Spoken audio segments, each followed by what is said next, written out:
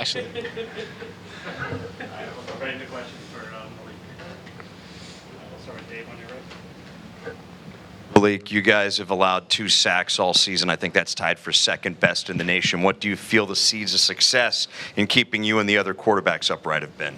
Really just the work and preparation that the O-line puts into it, and us as a unit offensively we put into, protection and things like that. And then the receivers, of course, being able to create separation and make some plays with the ball in the air. How comforting is it for you to, because it's tough to throw when you're like that. How comforting is it for you play after play to know, you know what, these guys really have your back? Yeah, it makes it a lot easier on me, not having to worry about things like that. Then I can focus on what's going on downfield some more, just because I know the 5 guys up front and the running back are going to hold it down.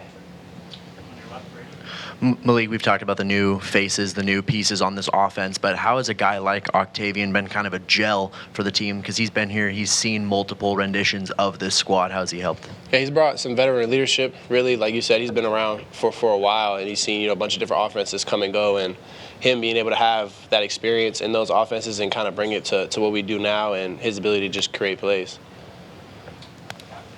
Malik, tough Washington defense this week. People were just asking Octavian about how they were able to hold Ohio State in check. What have you seen from them schematically so far this week that you think they do well and things are going to look to attack? They're a very, very sound defense. They like to play a decent amount of man coverage, but they'll throw in some zone here and there. And we're just going to look to attack and play to our rules, really just what we do best, understanding our concepts and our protections, and we play to our rules, we'll be fine. Hi, Malik. How you doing? Good. How are you? I'm good. All right. I'm asking everyone academically how you're doing. How's it going? It's midterms are coming up and all that good stuff. So how are you adjusting to this new life? It's going good. I think getting here early helped definitely to kind of get a semester under my belt and understand the time management piece without having to worry about being able to play games and stuff like that, being here in the spring. So just now that we're in this part of the season where we're playing and traveling, I kind of got an understanding of how the academics work. Hey Malik, what are some of the things that you worked on with Coach Aaron that you're now applying now?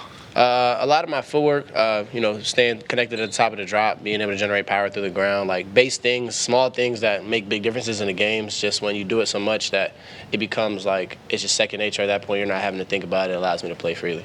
How often are you connecting with him now during the season? Do you still talk with him about the games? Yeah, of course. He'll call me after the games. We'll talk through some stuff. We'll look over, watch the game back, see things that I can improve on. As far as working out, it's a little bit harder just because we have our season, our workouts, and he has his over at St. John's. And then I wanted to ask about the deep ball to Shalik against Wisconsin. You guys ran a similar play in the first quarter, and you missed that to Caleb.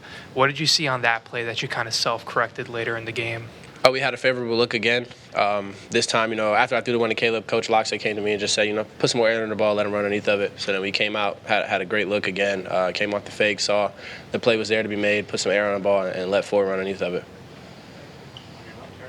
Hey, Malik, your first bye week. Can you just kind of take us through your process throughout this time, what you were doing to improve? And Coach Locks talked about kind of using it as a time for guys to get healthy, how you were going about things. Yeah, like Coach said, it's a time for us to get healthy and to stay mentally locked in. We talked a lot about it kind of being a pit stop, like in NASCAR, F1. You're staying in the car, but you're taking the time to recover and get your mind back right and get back healthy. That way, you can just keep rolling. Hey Malik, now that you've gone and played in a hostile road environment, gotten that out of the way, coming back home, does that change your perspective or your appreciation at all, and having that home crowd behind your back? Yeah, I've always been appreciative of the home crowd. They're gonna show out every single time. They're gonna bring the love and the energy that we need, and I'm also appreciative of the fans that came out when we played on the road, and they brought a little piece of home with us. Their support meant a lot out there, just because some people in the crowd that got your back.